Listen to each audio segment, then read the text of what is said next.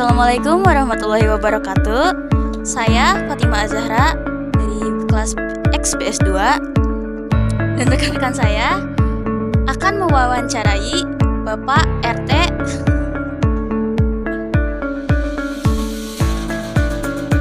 Boleh dikenalkan? Ya, Assalamualaikum warahmatullahi wabarakatuh. Nama saya Asep Rusmana, tinggal di Kampung Ali Hamdan, Desa Maracang, sebagai Ketua RT 14 di lingkungan RT 14 RW 04 Desa Maracang. Alhamdulillah pada sore ini saya kedatangan tamu dari siswa-siswi di SMK Negeri 2 untuk mewawancarai saya. Terima kasih. Mulai ke pertanyaan pertama.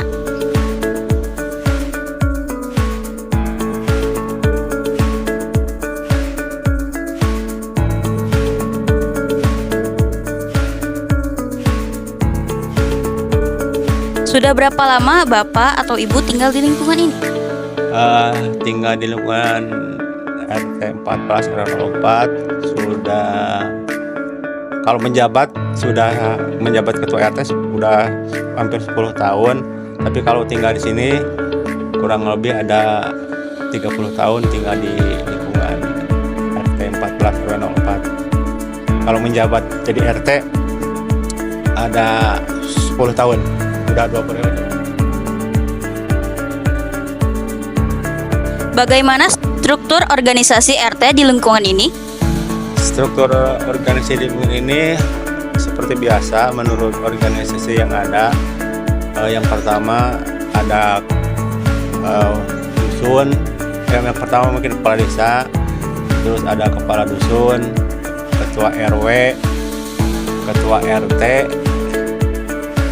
Linmas, dan juga ada organisasi lainnya, yaitu yang struktur di lingkungan RT, yaitu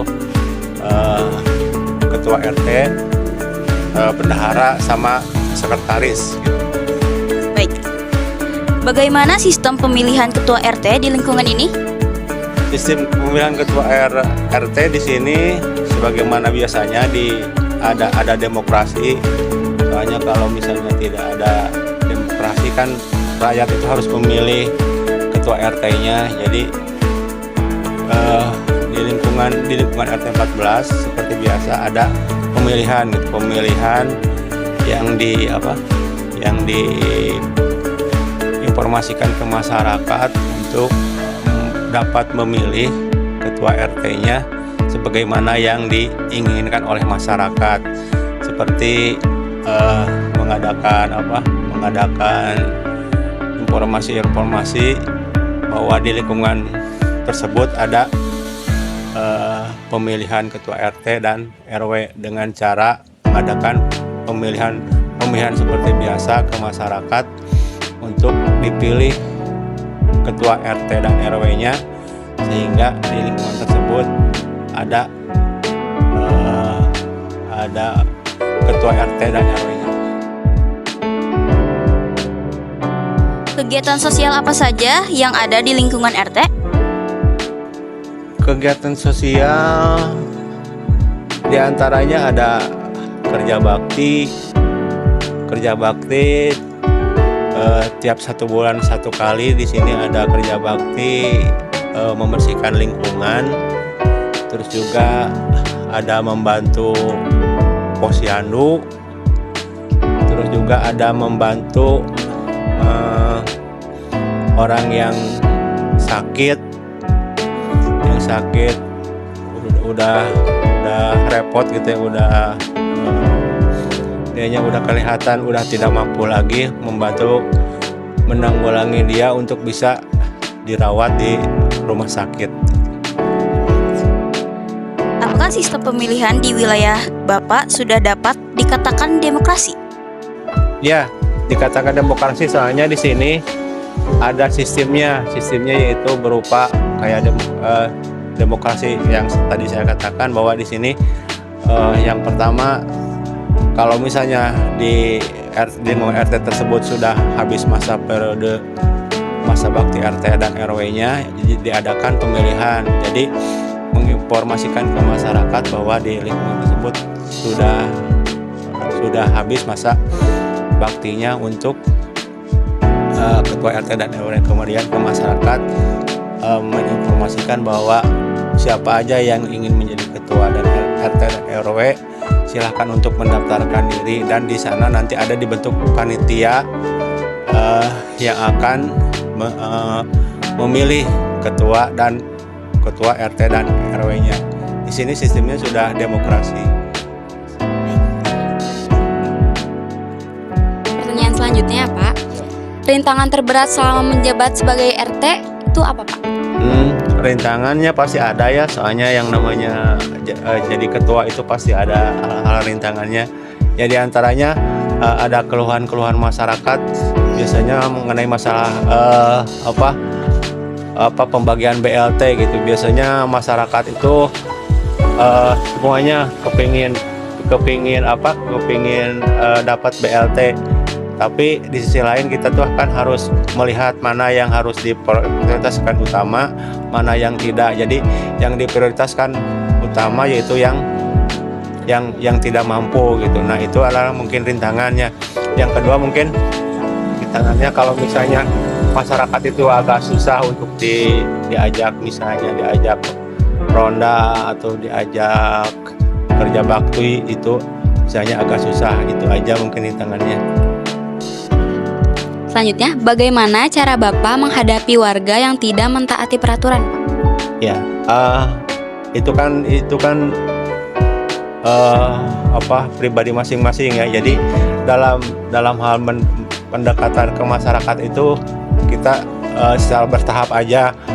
Pertama kita mengajak dulu ke masyarakat untuk diajak kerja bakti ataupun kerja bakti atau misalnya ngeronda.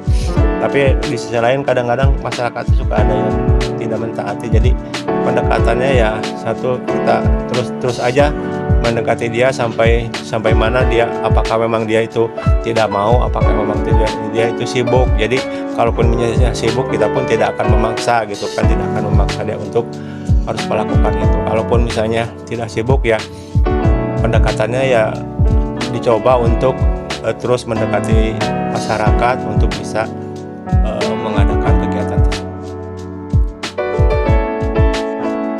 Baik, pertanyaan selanjutnya, Ya. apa yang mendorong Bapak mencalonkan menjadi ketua RT? Ya, yang mendorong saya jadi ketua RT itu ini merupakan pengabdian kepada negara ya. Soalnya kan kita itu harus bermasyarakat. Terus saya sendiri ingin membangun sebisa saya, sepikir saya untuk bisa memajukan lingkungan saya menjadi lebih baik lagi dengan kemampuan pendidikan yang saya sudah tempuh gitu ya. Jadi mudah-mudahan dengan pendidikan saya yang sudah tempuh bisa menjadi pemimpin di lingkungan RT 14 untuk bisa lebih lagi memajukan lingkungannya. Soalnya di sini kita lihat bahwa kita itu sebagai warga negara punya tanggung jawab kepada negaranya. Pertanyaan selanjutnya, sebelum menjabat, apakah Bapak pernah ikut keorganisasian? Jika iya, Bapak berperan sebagai apa? Oh iya, waktu remaja banyak kegiatan-kegiatan yang pernah dilakukan. Di antaranya ikut berpartisipasi di Karang Taruna. Waktu itu saya pernah ngejabat sebagai bendahara Karang Taruna di lingkungan. Jadi otomatis kesininya juga kalau misalnya seseorang itu berada di lingkungannya, biasanya kalaupun udah dewasa juga biasanya suka ingin terus meneruskan, misalnya dari Karang Taruna menjadi ketua RT, ya kesananya mungkin jadi lurah atau gimana. Jadi biasanya begitu. Jadi pengen terus gitu meneruskan kegiatan-kegiatan tersebut. Walaupun tidak terbentur oleh usia gitu. Kalaupun sudah tidak terbentur usia ya mungkin kita tidak akan lagi gitu. Tapi kalau misalnya usianya masih muda terus dia itu mampu, ya mungkin seseorang itu biasanya kalau sudah berkecimpung di organisasi suka pengen terus meneruskan apa yang dia cita-citakan. Baik Bapak, ke pertanyaan selanjutnya. Tanggung jawab apa yang paling sulit dilakukan oleh Bapak saat menjabat menjadi RT? Tanggung jawabnya itu ya, kalau misalnya jadi ketua RT itu kan itu merupakan tolak paling yang namanya RT itu tolak paling bawah ya. Jadi kita tuh berhubungan dengan masyarakat itu yang paling bawah itu ketua RT. Nah disitulah sebagai ketua RT harus bisa mengayomi masyarakatnya, harus bisa membagi waktunya untuk masyarakat, untuk bisa kita tuh untuk bisa melayani masyarakat sebaik mungkin. Ya tantangannya mungkin kalau misalnya kalau malam-malam misalnya ada keperluan dari masyarakat, kita itu mau tidak mau harus melayani gitu. Mau tidak mau harus melayani, soalnya misalnya ada orang sakit tengah malam, ya mau tidak mau kita harus melayani. Jadi melayani terus misalnya ada kejadian yang tidak diinginkan, misalnya ada pencurian atau ada apa-apa, itu merupakan tanggung jawab sebagai ketua RT dulu. Baru diteruskan nanti ke Linmas, diteruskan lagi misalnya ke Babinsa, desa gitu.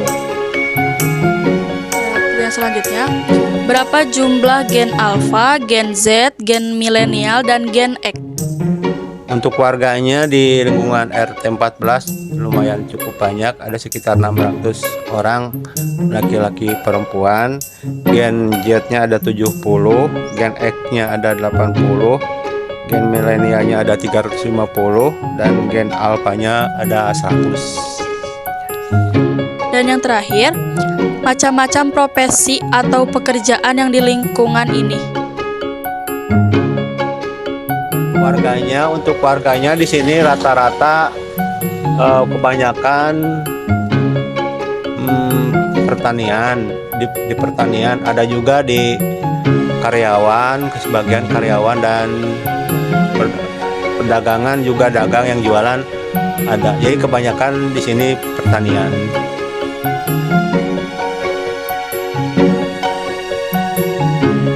Oke, sekian semuanya. Terima kasih banyak kepada Bapak Asep. Ya Pak ya, terima kasih banyak telah menjawab pertanyaan kami semua. Semoga Bapaknya sehat selalu. Ya, terus makin semangat menjadi ketua RT-nya ya Pak ya. Ya. Pokoknya sekian dari kami. Wabillahi taufiq wal hidayah. Wassalamualaikum warahmatullahi wabarakatuh.